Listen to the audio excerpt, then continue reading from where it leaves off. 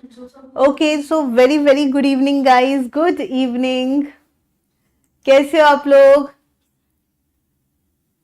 फटाफट चेक कर लेते हैं ऑडियो वीडियो ठीक है नहीं है। Okay, Shreya, Zahra, Divesh, am I audible, am I visible to you all? Good evening everyone. अरे मेरी आवाज आ रही है ना? All okay right?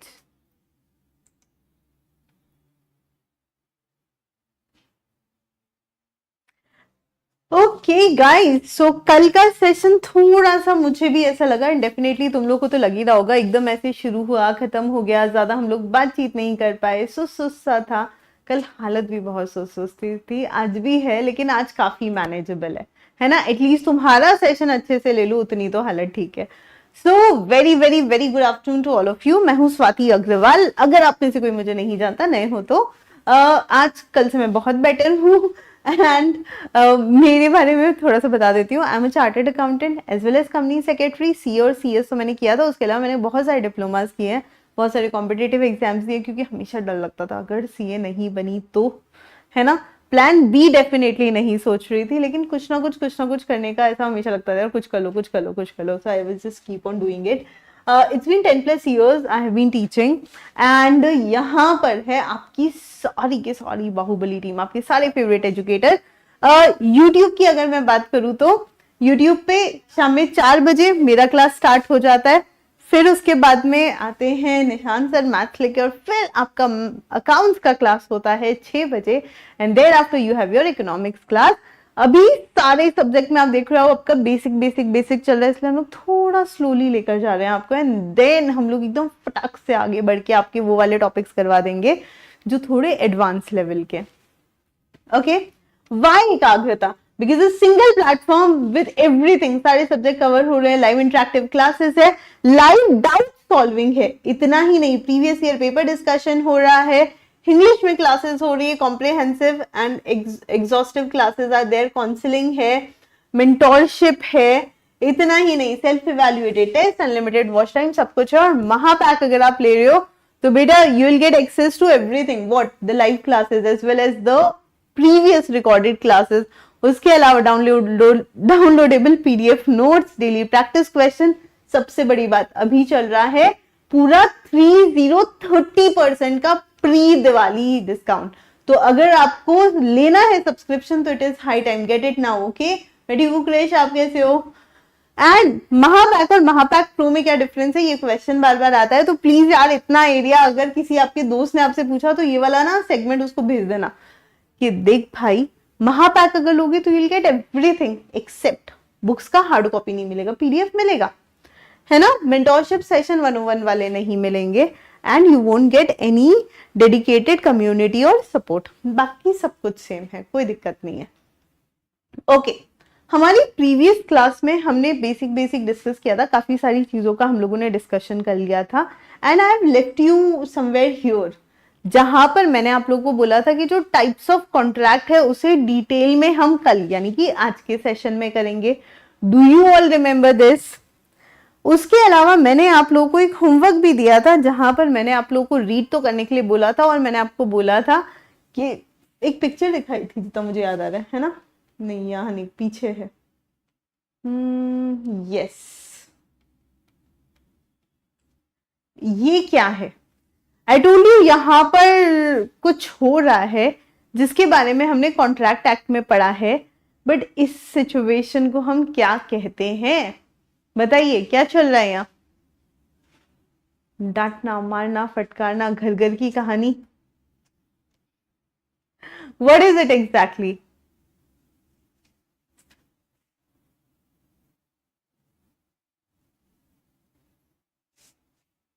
डांट पड़ रही है, ओके। कॉन्ट्रैक्ट में इसे हम क्या कहते हैं? तुषार बिल्कुल पढ़ाएंगे, एक्चुअली ना फीवर वाला मौसम चल रहा है ना अभी, so even like Anshul sir is not well, I wasn't well, है ना? निशान सर भी ठीक नहीं थे, तो हम सारे के सारे बीमार थे, सो येट लाइक थोड़ा सा एनर्जी निकाल के कल का मैंने सेशन ले लिया था, एंड निशान सर ले ही नहीं पाए, दैट हैपेंड। अंशुल सर ने भी कैसे तो भी हिम्मत करके ले लिया, बिकॉज वो कल बहुत ही खराब तबीयत थी, for you know some strange reason सबकी एक साथ खराब हो गई। हे हरिओम, चलिए तो जवाब दो जो मैंने पूछा है उसका। Yes Gaurav, Tushar, Zahra, waiting for the reply. क्या है यहाँ पर? मैम ये वो सिचुएशन है जो हमारे साथ हुई थी, हमारा कुछ करने का मन हो रहा है और हमें डांटा जा रहा है और ये बुक्स पढ़ी और हमें बोला जा रहा है पढ़ो। Is it undue influence? Somewhat. देखो वैसे तो बिल्कुल सही बात है, ऐसे हमेशा गेम खेलते रहोगे तो डांट तो पड़नी ही है, विदाउट एनी डाउट। तो यहाँ पर डांट पड़ रही है, विच इज करेक्ट। लेकिन कभी कभी कोई इंसान कुछ और करना चाहता है और उसे किसी और तरफ डाइवर्ट किया जाता है, तो उस सिचुएशन को हम कहते हैं अनड्यू इन्फ्लुएंस। ये पिक्चर थोड़ा थोड़ा वो वाली सिचुएशन दर्शा रही थी, so I just thought to you know share that thing with you. So डांट पड़ती है तो वो तो खैर हमारे भले के लिए पड़ती है, लेकिन हाँ कुछ और रीजंस होते हैं। ओके अब हम लोग आते हैं, अरे ये क्या आ गया, हाँ यहां पर डिफरेंट टाइप्स ऑफ कॉन्ट्रैक्ट, जिसको बहुत ही ब्रीफ में कल हम लोगों ने समझा था, लेकिन आज एक एक कॉन्ट्रैक्ट को हमें बहुत डिटेल में समझने की जरूरत है। अगर आप मुझे कहोगे ma'am exam point of view से क्या है ना जी, जरा वो तो डेफिनेटली आई विल डिस्कस। खैर एग्जाम पॉइंट ऑफ व्यू से क्या ये टाइप्स ऑफ कॉन्ट्रैक्ट इंपॉर्टेंट है, मतलब ये क्या ही है, बहुत सारी चीजें हैं ना पूछने के लिए। Why anyone will ask this question? बेटा 35 क्वेश्चंस आते हैं, 35 क्वेश्चंस के आसपास आते हैं, कुछ भी पूछ सकते हैं घुस के। और ये इंपॉर्टेंट इसलिए हो सकता है क्योंकि अभी ना 2 मार्क्स के क्वेश्चन आते हैं और 2 मार्क्स में भी उसको फर्दर डिवाइड कर लेते हैं, 1 मार्क्स में ये एक्सप्लेन करो, 1 मार्क्स का ये एक्सप्लेन करो। सो उस पर्टिकुलर सेगमेंट के लिए ना this question is very perfect. Void agreement बता दो, वॉइडेबल बता दो, अच्छा और कुछ नहीं मिला तो दोनों का डिफरेंस बता दो। सो वो जो पर्टिकुलर क्वेश्चंस पूछे जा सकते हैं उसके लिए तो they are actually the best to be asked question. सबसे पहले what is a valid contract, है ना, किस कॉन्ट्रैक्ट को हम कहते हैं वैलिड कॉन्ट्रैक्ट? एक ऐसा कॉन्ट्रैक्ट जिसके अंदर सारे एसेंशियल्स कंप्लीट हो गए, सेक्शन 10 वाले भी, जो सेक्शन 10 में नहीं है वो वाले भी। सो कोई भी ऐसा एग्रीमेंट जो बाइंड कर रहा है और एनफोर्स कर रहा है लीगैलिटी को, जो कि सारे के सारे एसेंशियल एलिमेंट कवर कर रहा है, उसे हम कहते हैं कि वो है वैलिड कॉन्ट्रैक्ट। एक ऐसा कॉन्ट्रैक्ट जिसमें सारा कुछ कवर हो गया। Okay, number 2 void contract.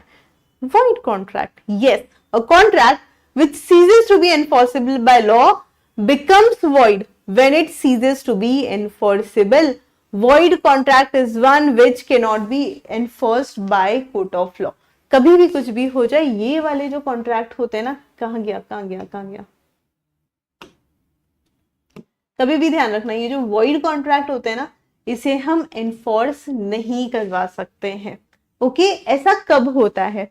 तो कोई चीज पॉसिबली, कोई कॉन्ट्रैक्ट जब हमने किया था तब वैलिड है, बाद में वॉइड हो गया।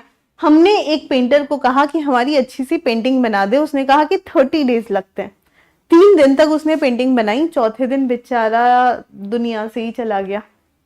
क्या अब वो ये पेंटिंग बना सकता है? नहीं। क्या हम उसके लीगल हेयर को कह सकते हैं कि देख तेरे पापा को पेंटिंग आती थी तो तेरे को तो पेंटिंग आनी ही चाहिए, अब तू बना के बना? नहीं बोल सकते यार, अब वो वॉइड कॉन्ट्रैक्ट है, it can not be enforceable now. Okay, आप किसी को फोर्स करके एनफोर्स नहीं करवा सकते हो, आप किसी को प्रेशराइज करके एनफोर्स नहीं करवा सकते हो, कोई तरीका ही नहीं है। अब सिचुएशन ही बदल गई, सुना है ना, वक्त बदल गया, हालात बदल गए, वो ये।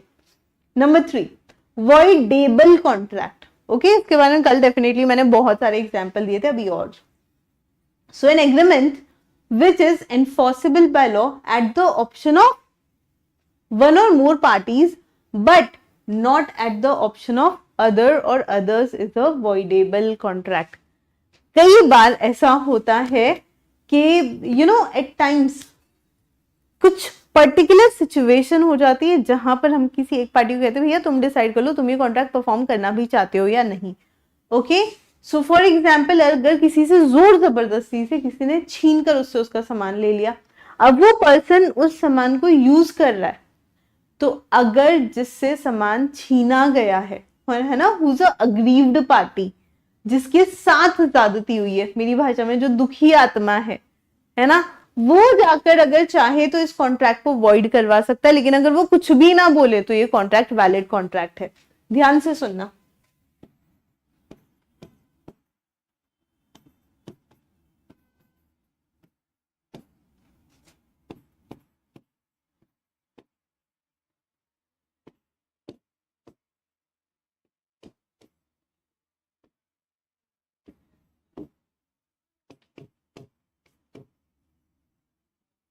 सुना सी, भोलू के पास ना एक बहुत अच्छी सी वॉच थी, ठीक है, रिस्ट वॉच थी।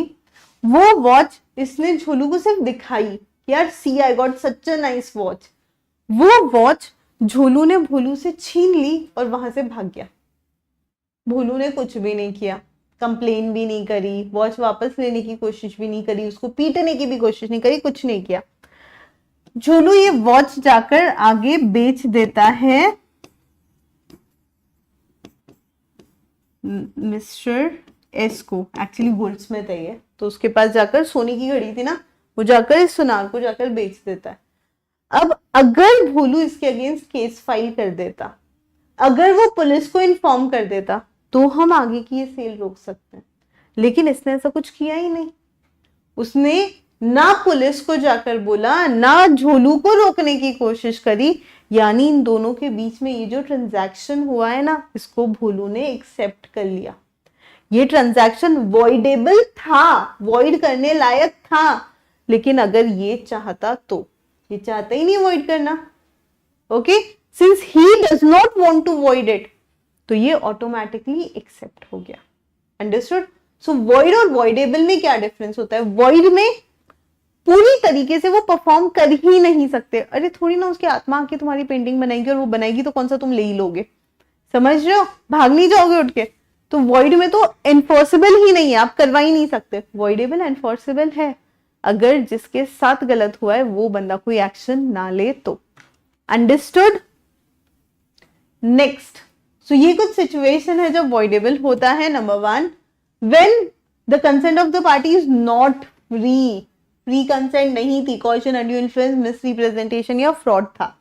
Number 2, when a person promises to do something for another person but the other person prevents that person to perform it। मैंने आपको कहा कि मैं आपको आपके गोडाउन में 10 kgs शुगर सप्लाई कर दूंगी, ठीक है, मैंने 10 किलो शुगर मैंने पहुंचा भी दी, बट आपने ही नहीं ली, तो उसमें मेरी गलती है? नहीं, वो वॉइडेबल कॉन्ट्रैक्ट है। Understood? Next, when a party to contract promises to perform a work within a specified time and could not perform within that time।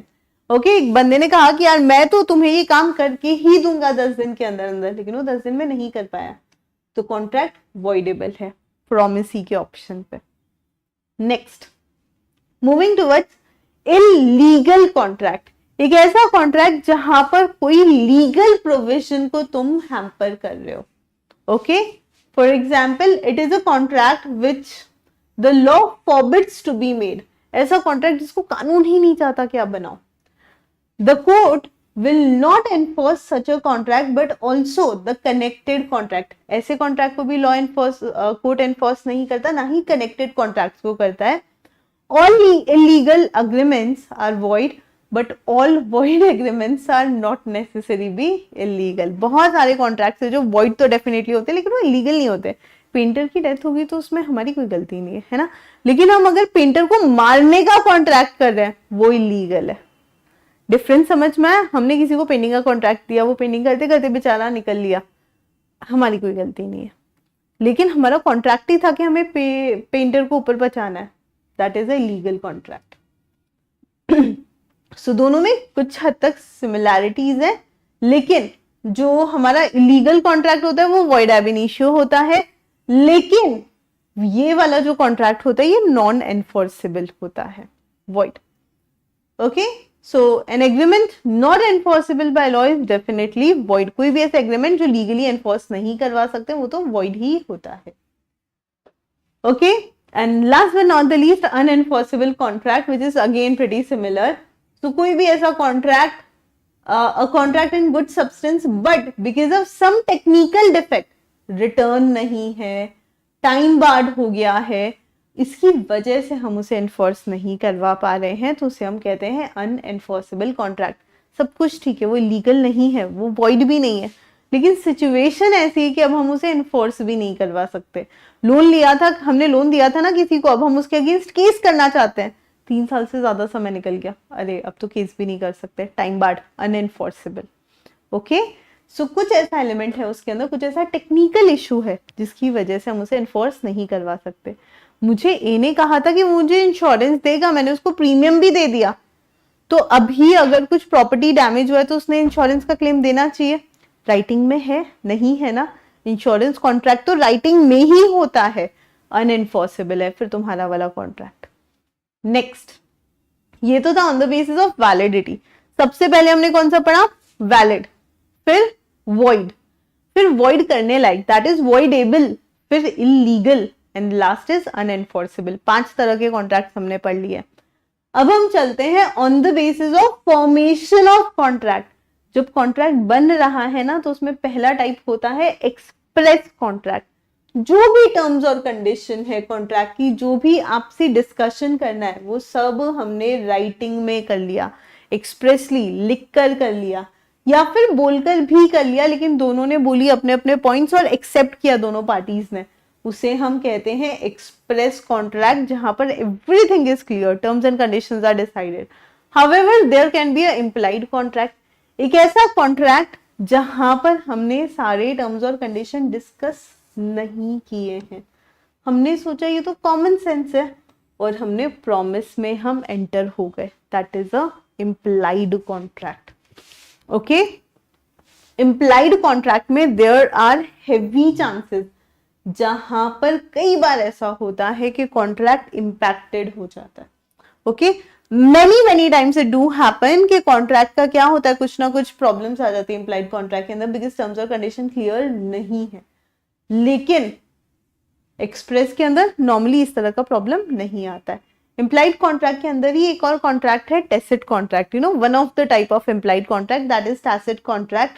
Tacit contract ऐसा कॉन्ट्रैक्ट है जहां पर आपके एक्शंस डिफाइन कर रहे हैं, अलग से कॉन्ट्रैक्ट में वो चीजें होने की जरूरत नहीं है। फॉर एग्जाम्पल, आपके पास एक बैंक अकाउंट है, उसी पर्टिकुलर बैंक अकाउंट का आपके पास एटीएम कार्ड है, आप वो एटीएम कार्ड ले जाकर एटीएम मशीन में डालते हो, उसमें अमाउंट डालते हो, and then you withdraw certain money. Okay, कुछ दिन बाद जब आप बैंक जाते हो और अपना पासबुक अपडेट कराते हो, तो आप कहते हो अरे यार ये क्या हो गया, 1 लाख का बैलेंस था, 10,000 से कम कैसे हो गया, 90,000 कैसे बचा। आप जाके झगड़ा कर रहे हो वहां पर। बंदा कहता है कि सर आपने कुछ दिन पहले ही तो 10,000 विड्रॉ किए एटीएम से, तो मैंने एटीएम से पैसा निकाला है ना, आप मेरे अकाउंट में कैसे कम कर सकते हो। टैसिट कॉन्ट्रैक्ट की वजह से।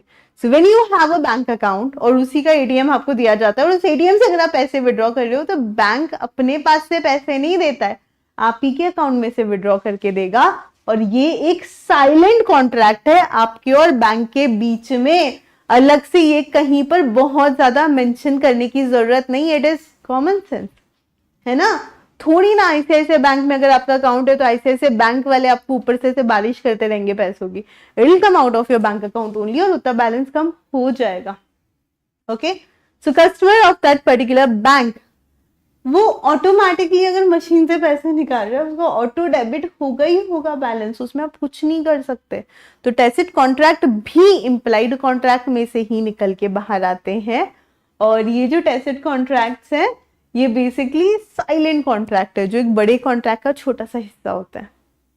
ओके, ठीक है। Okay, next, quasi contract. इस वर्ड का अगर लिटरल मीनिंग निकाला जाए ना, तो वो होता है सिमिलर। तो एक कॉन्ट्रैक्ट जो किसी और कॉन्ट्रैक्ट से, मतलब you know something which is not a contract but it resembles to a contract. वैसे क्वासी कॉन्ट्रैक्ट की अगर मैं बात करूं तो यूनिट 6, इंडियन कॉन्ट्रैक्ट एक्ट का unit number 6 is all about contingent and quasi contract. लेकिन यहां पर मैं थोड़ा सा इसको ब्रीफली एक्सप्लेन कर देती हूँ। एक ऐसा कॉन्ट्रैक्ट जिसमें कॉन्ट्रैक्ट के राइट्स और ऑब्लिगेशंस तो है ना, बिल्कुल कॉन्ट्रैक्ट वाले राइट्स भी हैं और ऑब्लिगेशंस भी है, लेकिन यहां पर जो भी हमारे एसेंशियल्स ऑफ वैलिड कॉन्ट्रैक्ट है ना, वो नहीं है।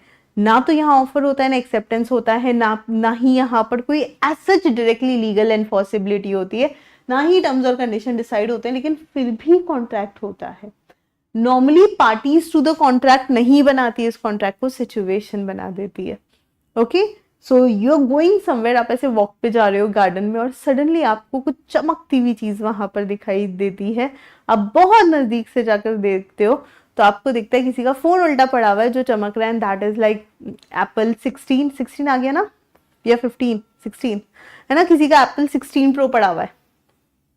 अब क्या करोगे? मन तो डेफिनेटली करेगा कि रख लेते हैं, लेकिन यस, लॉ के स्टूडेंट्स हो ना, नहीं रखोगे, you will try and find that person and give that phone to that person, है ना। हम लॉ में ये मान के चलते हैं सब लोग ईमानदार है, देखो अंदर किसी के कुछ भी चल रहा हो चलता है, मैं ये मान के चलती हूँ और ये सब्जेक्ट ये मान के चलता है, दुनिया में सब लोग ईमानदार है, सब लोग सही रास्ते पे चल रहे हैं, और सही रास्ते पे चलने वाला इंसान क्या करेगा, वो ढूंढेगा असली ओनर को और वो फोन ढूंढकर उस तक पहुंचाने की पूरी कोशिश करेगा। उस कोशिश में अगर हमारा कुछ खर्चा हो गया तो हम सामने वाले से रिकवर कर सकते हैं और उसे उसकी चीज सही सलामत हमें देनी है। डिटेल में ये वाला यूनिट 6 में हम लोग डेफिनेटली पढ़ेंगे, लेकिन क्या यहाँ पर आप चाहते थे इस कॉन्ट्रैक्ट में एंटर होना? सामने वाला चाहता था फोन घुमाकर इस कॉन्ट्रैक्ट में एंटर हो? बिल्कुल नहीं, लेकिन फिर भी सिचुएशन की वजह से you have entered into this type of contract, इसे हम कहते हैं क्वासी कॉन्ट्रैक्ट। नेक्स्ट, ई कॉन्ट्रैक्ट्स।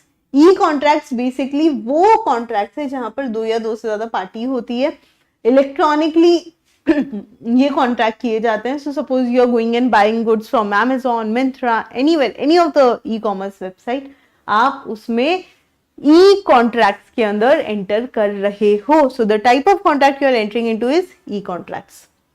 समझे?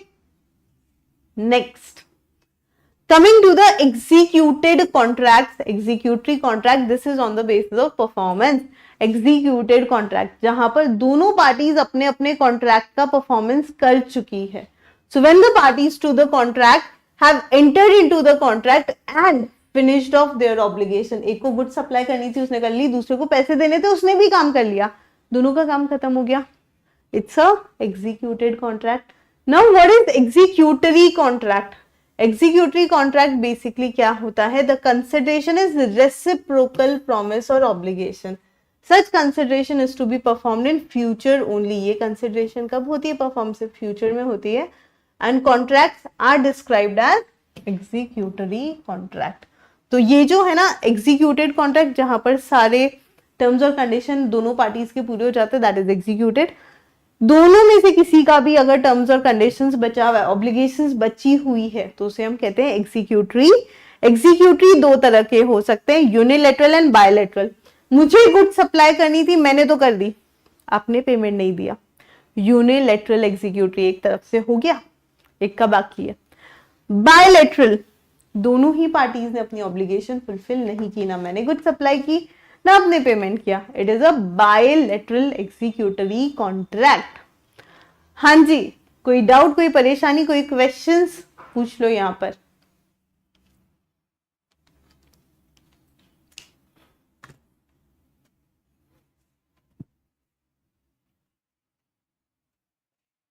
All clear? Sure guys?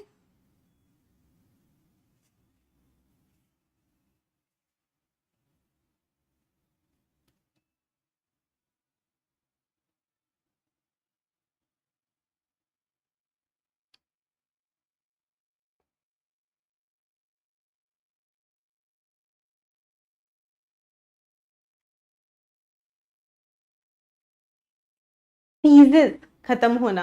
So an agreement ceases to exist, मतलब अब वो नहीं एग्जिस्ट करता है, it is no more there. और कोई दिक्कत? All good? ठीक है, चलिए फिर बढ़ते हैं हम लोग आगे प्रपोजल या ऑफर पर। ठीक है, यहां पर आज मैं आपको बहुत ब्रीफ में ये कंसेप्ट समझा देती हूँ, because type of contract itself is like pretty big, मतलब उसको भी तुम लोग अगर अच्छे से मॉड्यूल से रीड करोगे you will need little time, है ना। लेकिन फिर भी हमारे पास टाइम है तो थोड़ा सा देख लेते हैं कि प्रपोजल क्या होता है, ऑफर क्या होता है, एसेंशियल्स क्या क्या होते हैं, है ना। एकदम ब्रीफली उस पर बात करते हैं और कल डिटेल में करेंगे। तो सबसे पहले व्हाट इज द प्रपोजल और ऑफर एज पर सेक्शन 2A, है ना, व्हाट एग्जैक्टली इज दिस?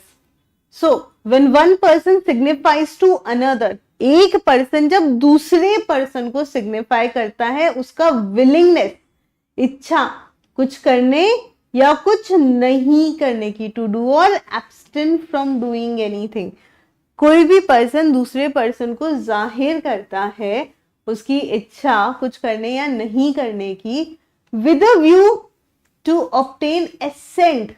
क्या इच्छा है?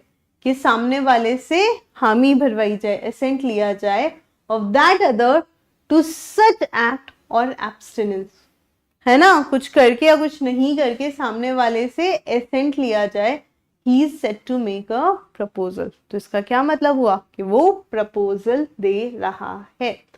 ओके, सो जब भी कोई एक पर्सन दूसरे पर्सन को विलिंगनेस बताता है कुछ करने या कुछ नहीं करने की, और इच्छा क्या है? सामने वाले का एसेंट लेना, तो उस सिचुएशन को हम कहते हैं ऑफर या proposal. Are we fine with this?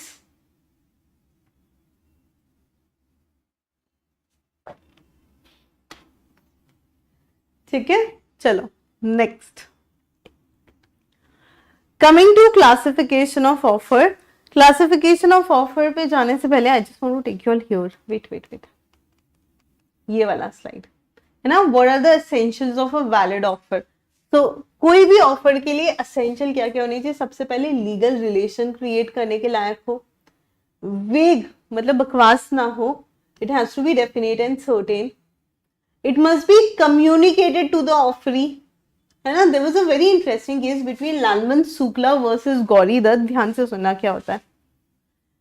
सो गौरी दत्त का ना नेफ्यू गुम हो जाता है, सो वो अपने सर्वेंट लालमन को भेजता है कि जाओ जाकर बच्चे को ढूंढ कर लेकर आओ।